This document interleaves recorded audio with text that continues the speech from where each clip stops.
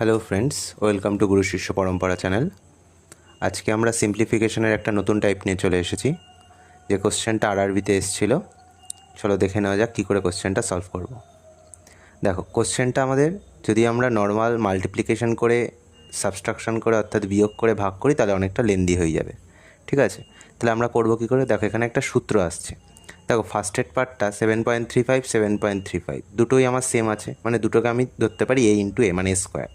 পরে -2.25 ইন্টু 2.25, এই দুটোকে আমরা বি বলতে পারি। 2.25কে 7.35কে আমরা কী বলতে পারি? এ বলতে পারি।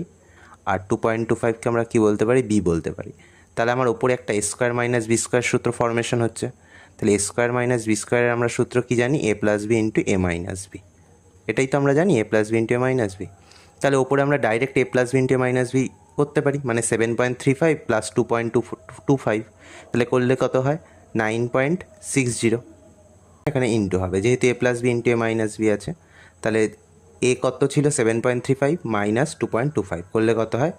5.10। ঠিক আছে, বাই 0.24। তাহলে এবার যদি আমরা কাটাকাটি করি, পয়েন্ট পয়েন্ট তুললাম, 4×4 = 96।